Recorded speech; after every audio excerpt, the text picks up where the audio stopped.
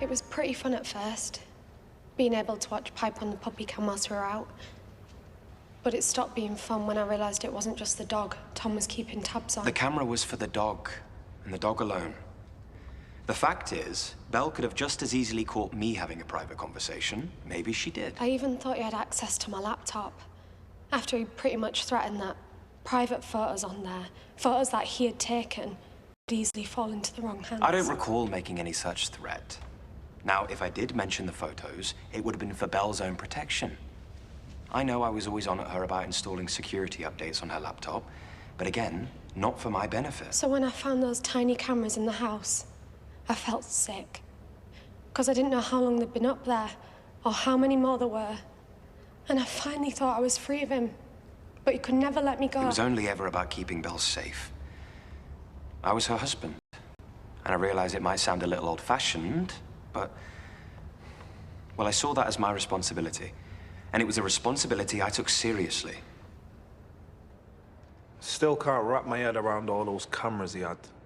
Just watching her. I don't know about any of you, but a couple of years ago, we got one of those video doorbells, you know, the ones that connect to your phone. So I checked mine in the break, just to make sure my husband had walked the dog. But if I'm honest, they can be a bit addictive, that little hit of power that you get. But when does it stop being something that is a little bit embarrassing to admit and become something else entirely? I'm not exactly sure where that point is, but I think we all recognize when a line has been crossed. And without a doubt, Tom crossed it. I think that maybe we should take a little break. You agree, don't you? Maybe. No, I don't know. That's something. Yeah, all right. All the business with all the cameras and the tablet computer thingy, lying to the police saying he'd lost it, smashing it up. I'll admit, it's very hard to come up with an innocent explanation. Right. So let's all remember exactly what we were asked to consider when we left that courtroom. Do we have a candidate for foreman of the jury? We do, Your Honour. Very good. You may sit. Well, no doubt it's been a long day. But, having heard the case for the prosecution and the defence, and all the relevant points of law upon which your deliberations must rest, once again, may I remind you that in a case such as this, the prosecution has no choice but to rely on a good deal of circumstantial evidence. Now, ladies and gentlemen of the jury, I must send you away to consider your verdict on the charges brought against the defendant, Thomas King. Thank you. So, another show of hands. I think you all know the drill. On the charge. Sorry to interrupt, but before we do you mind if I say something? Of course. Thank you. When my daughter was a little girl, I remember her running in and excitedly informing us that she was getting married to Paul, the little boy from next door. Years later, when she was grown up and getting married for real, we reminded her of that day. I remember her laughing because my wife kept updating her on everything that Paul was doing, especially when he got into medical school. To be honest, we had mixed feelings about the man she was about to marry.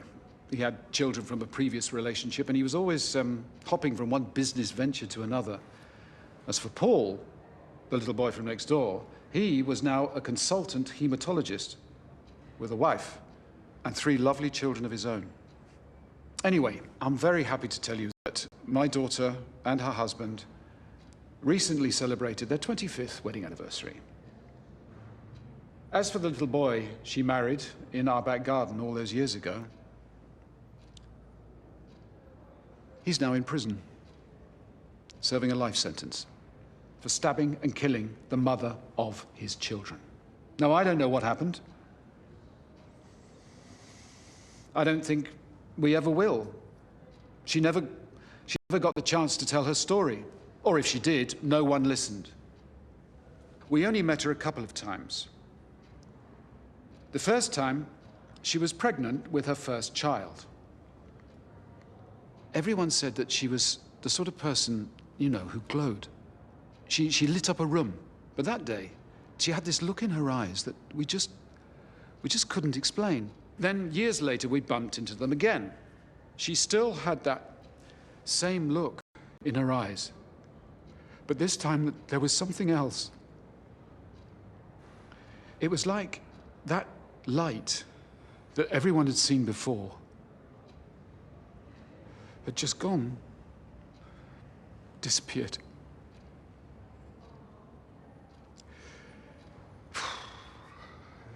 Sorry, if only we'd listened. You mustn't blame yourself. I don't.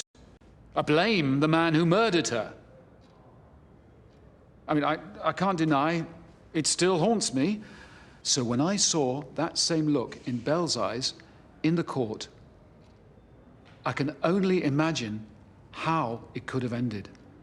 How it could still end if we let him off. Now, Belle has had the chance to tell her story.